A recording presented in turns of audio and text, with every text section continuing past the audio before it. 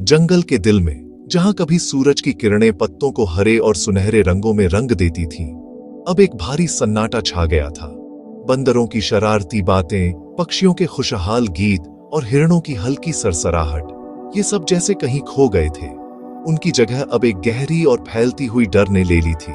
इस डर का नाम था शेर सिंह, जंगल का शेर। वह सिर्फ राजा नहीं था, अब वह एक अत्याचारी बन चुका था। उसकी दहाड़ अब ताकत का नहीं, बल्कि मौत का पैगाम बन गई थी। हर दिन उसकी भारी भरकम चालें झाड़ियों में गूंजती थीं। उसकी आंखों में भयानक भूख की चमक हर छोटे बड़े जीव की रूह तक को कंपा देती थी। जंगल, जो कभी जीवन का आश्रय था, अब एक ऐसी जेल बन चुका था जहां हर परछाई में खतरे की आहट थी और हर आवाज आखिरी चेतावनी हो सकती थी। जानवर हमेशा डर के साए में रहते थे। उनकी जिंदगियां शेर सिंह की मनमर्जी के इशारों पर चलती थीं। हिरण गहरे झुरमुटों में सिमट कर रहते, हर टूटी टहनी की आवाज पर उनके कान खड़े हो जाते, दिल तेजी से धड़कने लगता। बंदर, जो कभी पेड़ों पर मस्ती से झूला करते थे, अब सबसे ऊपर की डालियों पर चुपचाप सतर्कता से बैठे रहते। यहाँ तक कि हाथी भी अब भारी मन से धीरे धीरे चलते। उनका आत्मविश्वास चूर चूर हो चुका था। जंगल की खुशियां गायब थीं, अब वहां केवल साझा दुख और चुपचाप अंदर ही अंदर उठती एक उम्मीद की पुकार थी। दिन डर में कटते थे और रातें उससे भी लंबी, शेर सिंह की दहाड़ की गूंज से डरावनी हो जाती थी। इस डर की जड़ थी शेर सिंह की कभी न खत्म होने वाली भूख और उसका निर्दयी खेल। वह सिर्फ भूख के लिए नहीं, बल्कि शिकार के मजे के लिए भी जानवरों का पीछा करता। कई बार शिकार को बिना खाए ही छोड़ देता। उसका घमंड भी जंगल जितना ही बड़ा था। उसे लगता था कि वह अजेय है, सबका मालिक है। इस दहशत ने जंगल का संतुलन बिगाड़ दिया था। जलाशय, जहां कभी जानवर मिलकर पानी पीते और बातें करते, अब दिन में ज्यादातर खाली रहते। जानवर डरते डरते जल्दी से एक घूंट पानी पीकर फिर से अपनी छुपी हुई जगहों में लौट जाते। उनकी प्यास कभी पूरी नहीं होती थी और मन को चैन कभी नहीं मिलता था। हर दिन के साथ डर की ये चादर और गहरी होती जा रही थी। परिवार बिखर रहे थे और जंगल की रंगीन दुनिया जैसे धागा धागा खुल रही थी। छोटे जानवर जो डर के इस दौर में पैदा हुए थे, उन्होंने कभी शांत जीवन की खुशियां नहीं देखी थी, न कभी हंसते हुए लकड़बग्घे सुने, न ही बारिश में मोर का नाच देखा। उनकी दुनिया छोटी थी, डर में घिरी और शेर के खतरे से परिभाषित। बड़े बूढ़े जानवर भारी मन से बीते दिनों को याद करते, जब जंगल एक स्वर्ग था। शेर सिंह की छाया से पहले का समय, जब खुशियां और आजादी की रोशनी हर तरफ थी। अब और डर और नुकसान सहना संभव नहीं था। इसलिए बूढ़े और समझदार हाथी गजराज ने ठान लिया कि कुछ करना ही होगा। उसने जंगल के सभी जानवरों की एक गुप्त बैठक बुलवाई, जो आधी रात को पुराने बरगद के पेड़ के नीचे होनी थी। एक ऐसी जगह जहां शेर सिंह शायद ही कभी जाता था। जब चांदनी जंगल की जमीन पर हल्की सी रोशनी बिखेर रही थी, तो हर तरफ से छुपे हुए जानवर बाहर निकल आए। हवा में तनाव था।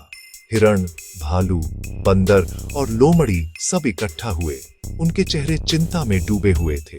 गजराज ने अपनी गहरी और शांत आवाज में सभी को संबोधित किया।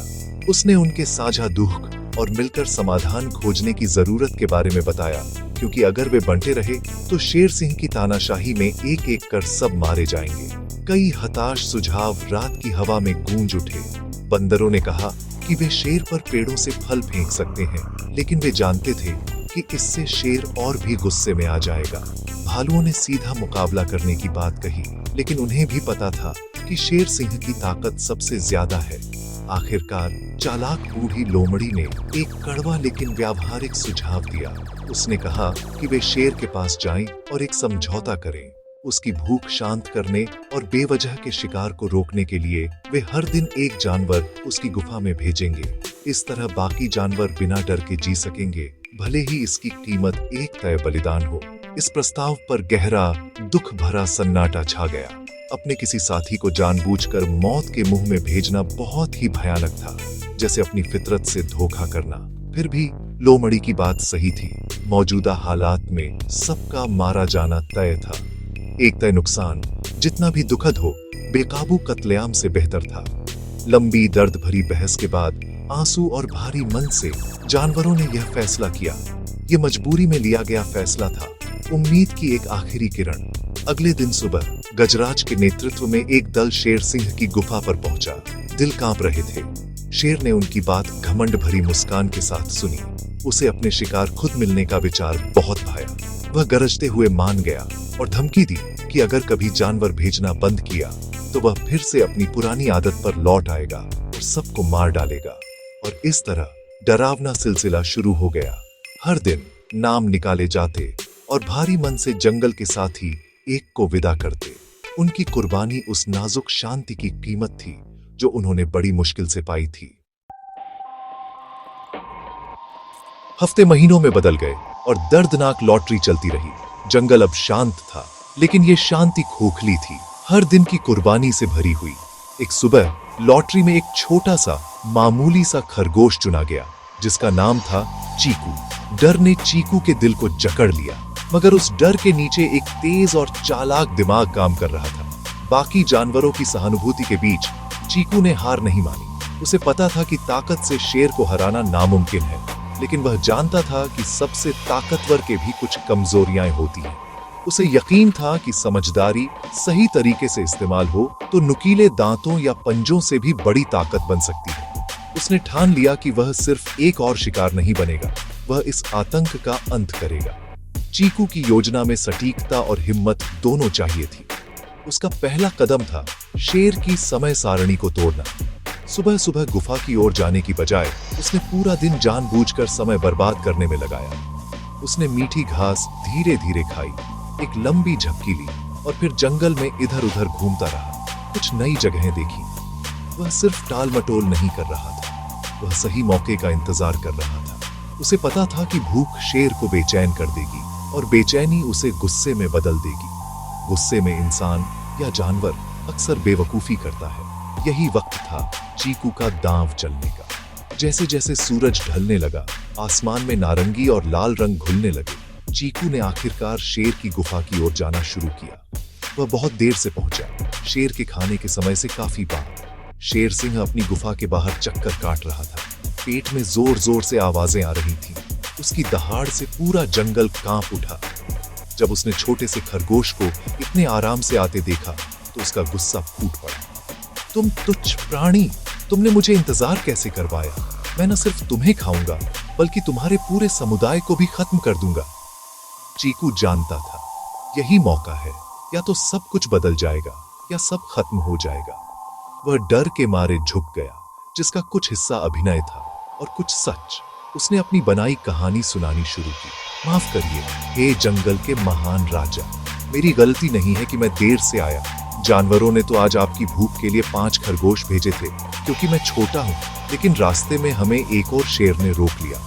उसने खुद को इस जंगल का नया राजा बताया और बाकी 4 खरगोश छीन लिए, ये कहते हुए कि आप तो बस ढोंगी हैं। मैं तो किसी तरह अपनी जान बचाकर आपके पास यह संदेश देने आया हूँ, मेरे सच्चे राजा। ये कहानी पूरी तरह झूठ थी, मगर शेर के घमंड को चोट पहुंचाने के लिए बनाई गई थी।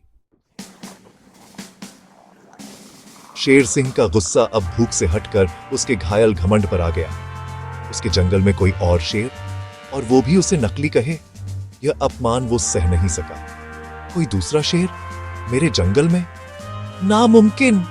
वह गर्जा, आंखों में आग सी जल रही थी। कहां है वो बदमाश? मुझे तुरंत वहां ले चल। मैं उसे दिखा दूंगा कि असली राजा कौन है। मैं उसे टुकड़े टुकड़े कर दूंगा और अपनी बादशाहत साबित कर दूंगा। यही तो चीकू चाहता था। शेर का गुस्सा उसकी समझ पर भारी पड़ गया था। अब वो पूरी तरह चीकू के जाल में था। चीकू ने डरपोक आवाज में कहा, वो बहुत ताकतवर है मेरे राजा। वो एक बड़ी पानी से भरी गुफा में रहता है। मैं आपको वहां ले चल सकता हूँ, बस आप थोड़ा संभल कर रहिएगा। फिर चीकू शेर को जंगल के पार घुमावदार रास्ते से ले गया ताकि बेचैनी और बढ़ सके। आखिरकार वे एक पुराने गहरे कुएं के पास पहुंचे, जिसके पानी में हलचल भी नहीं थी। वो यही है अपने किले में महाराज। चीकू ने डरते डरते कुएं की तरफ इशारा किया। शेर सिंह गुस्से और घमंड में अंधा होकर बिना कोई सवाल किए कुएं के किनारे पहुंचा और नीचे झांका। पानी की सतह पर उसे अपना ही प्रतिबिंब दिखा। एक शक्तिशाली शेर, भयानक दांत, गुस्से से भरी आंखें। उसने समझा कि यही उसका दुश्मन है। शेर सिंह ने जोरदार दहाड़ लगाई। कुएं से उसकी दहाड़ की गूंज लौट कर आई। जैसे कोई चुनौती दे रहा हो। अब उसे पूरा यकीन हो गया कि उसका प्रतिद्वंदी यही है।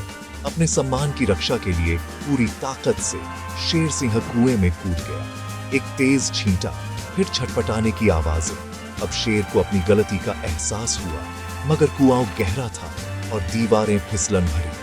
उसकी दहाड़ें धीरे धीरे कमजोर पड़ गई और फिर हमेशा के लिए शांत हो गई। चीकू, छोटा सा खरगोश, दूर से देखता रहा। जंगल का अत्याचारी न किसी ताकत से बल्कि अपने ही घमंड और अपनी ही परछाई से हार गया। राहत की एक लहर उसके भीतर दौड़ गई। उसने कर दिखाया था। जंगल अब आजाद था और एक सुखद, शांत चुप्पी, शांति की चुप्पी पूरे जंगल में फैल गई।